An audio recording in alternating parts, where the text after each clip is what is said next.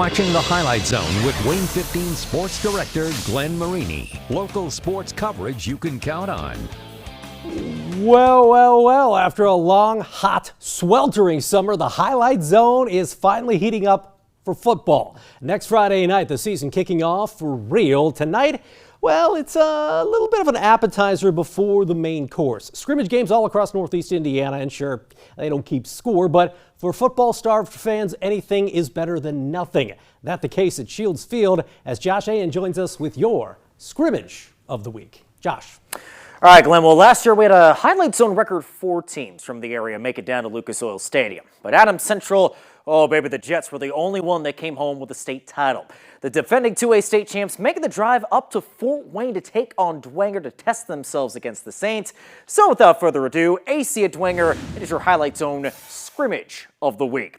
Jason Garrett and company coming off back-to-back 6-6 seasons, and they are confident that they can compete for a title in a wide-open SAC. And how about this? The Saints offense marching early and often on Friday night. This is Henry Jordan with an absolute dot to Thomas Danis. Jordan, you might remember, missing a lot of time last season with an injury. Great to see him back at 100%. Meanwhile, the Jets, they are thirsty to find the end zone themselves, and this is Jamison Roach with a rainbow ball to Braylon Reber. Probably not the last time you're going to see that connection this season. Meanwhile, the Jets back to work in the red zone. This time it is Roach calling his own number as he scampers in for the score. Roach looking to build off that super sophomore season as he is trying to get the Jets back to Lucas Oil Stadium. But I tell you what, this Dwenger team, they feel like they got the talent to go to Lucas Oil too, including this guy right here, Gus Tipman. Tipman taking off for the end zone himself, and Bishop Dwenger far from finished. A little more from the Saints. You're going to see Jordan hook up with Zion Bungu, the Carroll transfer. Hoping to make his presence felt this fall at Shields Field. So yeah, a lot to like from both the Saints and the Jets heading into this one, and they're certainly hoping they can carry that momentum heading into week 1 next week.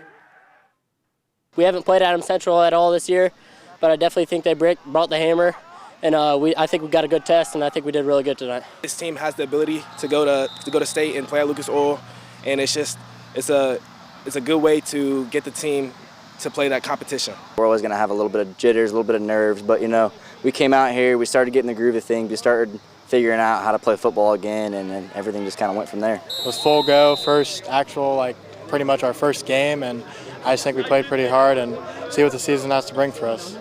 Adams Central is going to open the season next Friday at home against Garrett. Dwenger is going to go down to Indianapolis to take on Roncalli. Glenn, take it away. All right, thank you, Josh. Because of construction at both Snider and at Homestead, the Panthers and Spartans squaring off at Woodside Middle School Friday night. Snider's passing game, a little bit of a work in progress. They got some guys to replace, but man, when you have Owen Dodson as the release valve, oof! Watch the big tight end. You saw him with a truck right there. He's going to Grand Valley State University. How about Homestead on the run game? Shane Bardwell playing well. He takes out our camera guy, Shane Boltemeyer, but he's still in for the score. How about Snider here, passing it and doing that well? Big gain for the Panthers on the offensive side of the ball, but man, Michael White, one of the best QBs in the area, he's also committed to Grand Valley State. He finds his main man, Carter Kennedy, who streaks his way into the end zone. Homestead opens the season next week at Westfield, while Snider will take on Warsaw in your Highlight Zone Game of the Week for Week 1. At Wayne High School, Darion White in his first season leading the Generals after coming over from Luers. Wayne hosting the Leo Lions. Generals ball first, and the passing game should be much improved this season. Jace White to Tyree Eldridge for a touchdown, and Wayne feeling good and moving the football early in this scrimmage. Leo responding. Nathan Foster, we called his name a ton last year. He rushed for over 1,300 yards, was named to the preseason Fab 15. This is why a big gain. He's actually pushed out right at the 1, but Leo would punch it in on the very next play to find pay dirt. Now, a name to know this season, Wayne sophomore Javante Eldridge. He was offered by Florida Atlantic, 6'4", a defensive end. He's going to be one to watch as Wayne opens the season at home against East Noble, while Leo will host Luers.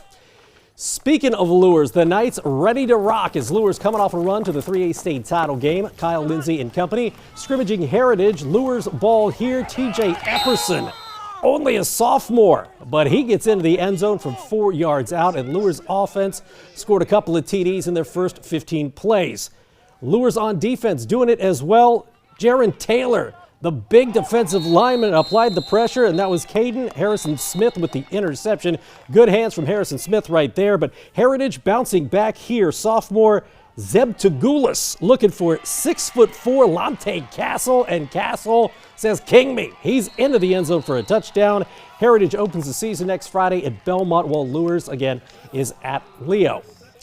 Huntington North coming off its first sectional title since 1993. The Vikings at Chambers Field to take on Northside. Vikings Lathan James drops it into Jimmy Linker, and the Vikings feeling good offensively. Man, they put up tons of points last season.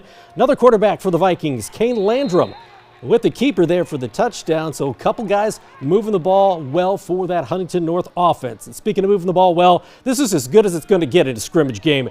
Jaden Rivers to Malik Moore, and the junior stud comes down with the touchdown for the Legends. This team, tons of talent at the skill position, and the offensive line should be pretty good this year too. Rivers hits Latarius Gibson for a touchdown, as well as Northside will open at home against Northridge, while Huntington North is also at home when they take on Eastbrook.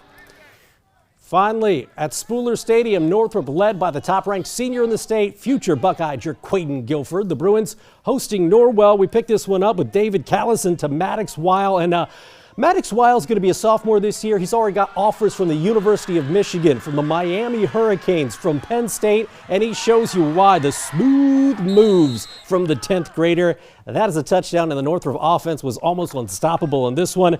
Norwell, though, they throw the ball well here. Caden Castle to Cooper Bunn for a touchdown. But coming the other way, you're going to see Northrop do it on the ground.